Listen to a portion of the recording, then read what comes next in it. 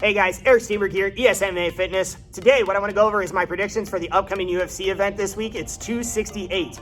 So, who am I taking in the fights? I'm actually going to predict 3 fights this weekend, just because last weekend I wanted to predict 3 and didn't get around to it. I was only able to do the research for the 1. The big 3 fights on this card are Kamaru Usman versus Colby Covington, Weili Zhang versus Rose Namajunas, and Justin Gaethje versus Michael Chandler. I'm going to go with Kamaru Usman, Justin Gaethje, and Weili Zhang as my upset. If that's the only reason you clicked on the video and that's the only reason you're interested in seeing the video, you can feel free to click off now, and I appreciate you watching this far. So I'm going to go over each fight very quickly and just how I think it's going to go, but also how I think it could go if the other person were to win. Starting from the bottom, it's going to be Justin Gaethje versus Michael Chandler.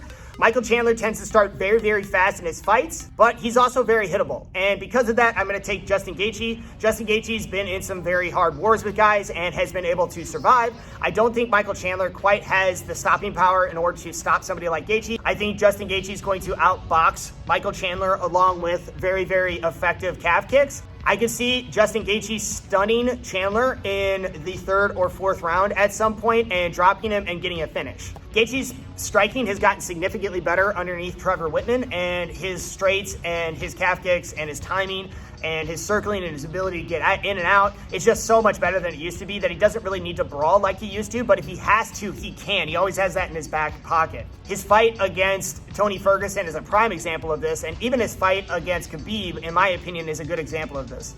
I think that if it went farther and he hadn't gotten subs so quickly, I think actually it would have taken a pretty big toll on Khabib to keep pushing forward the way he was. In my opinion, if Chandler wins this fight, he's probably going to win this in the 1st or 2nd. Chandler is a stick of dynamite. He is one of these guys. He comes out fast. He hits hard. He can drop you. He can win the fight. He almost beat Oliveira, and he knocked out Hooker basically with 1 shot. He has incredibly impressive power. He has knocked out Pitbull as well in Bellator. He's a very, very, very high-level athlete, and he can really crack you. The biggest problem that I see is that I don't think he has the same chin that Justin Gaethje has, and I also don't think he has quite the same pedigree of striking that Justin Gaethje has. Weili Zhang versus Rose Namajunas. This is going to be my upset pick. I am taking Weili Zhang. I think that she is coming back with a lot of ferocity in her game, thinking that she basically got tagged and it was a quick knockout and she doesn't feel like she got a chance to really fight her.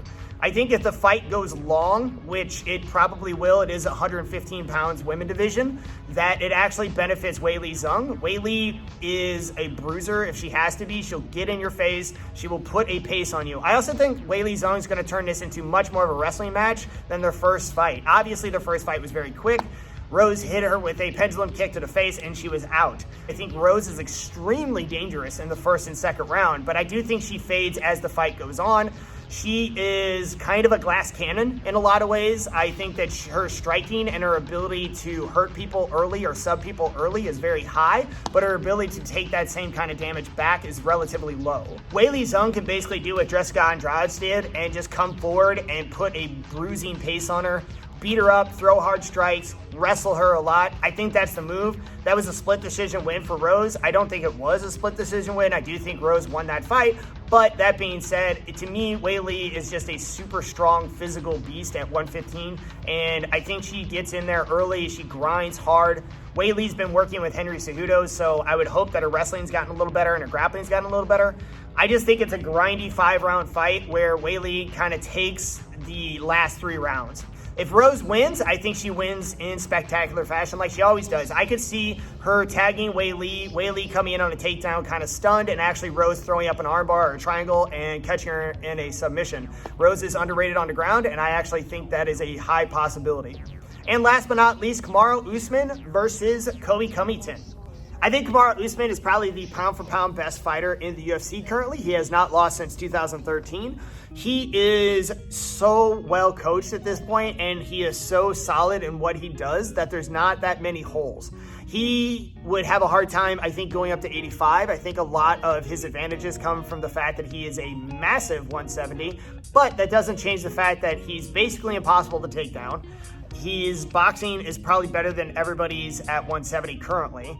He hits very, very, very hard. and he could take a hard shot, and he's starting to implement kicks to the body more and more. He also has a really grindy style that if he needs to use, he can push you against the cage and rip really hard body shots.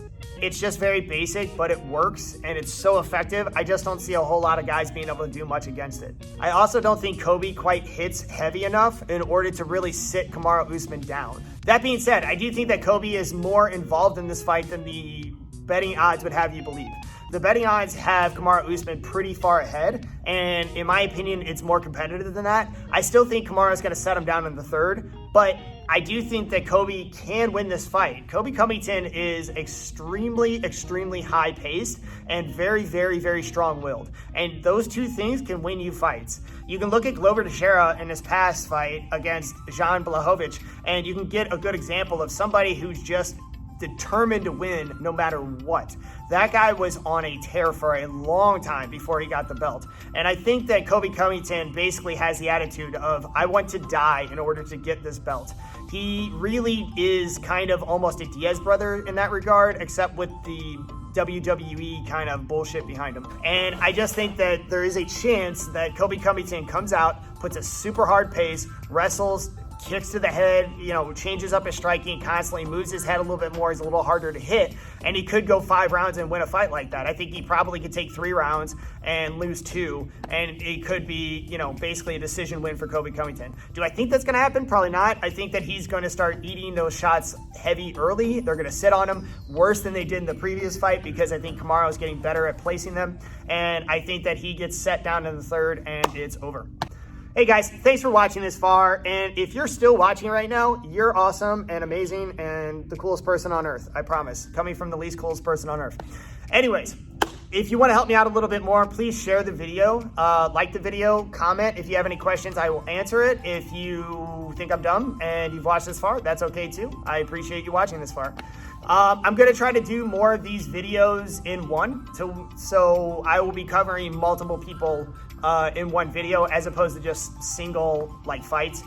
These take me a long time to do, and I'm trying to streamline it to where I'm not getting so deep into the details that this is actually a watchable thing that somebody would want to watch instead of a 25-minute long video. It's kind of hard because I'm a detail-oriented person, so it's difficult for me to not want to deep dive into each little bit of thing and do tons of research, but that's something I'm going to have to get off of. Anyways, again, thank you for watching the video. Guys, it is this Saturday. Watch it if you can. This is probably the best card of the year. There's so many fights on this card. Please watch it. That's it, guys. Everybody have a great weekend. Be safe. Be smart. Be cool.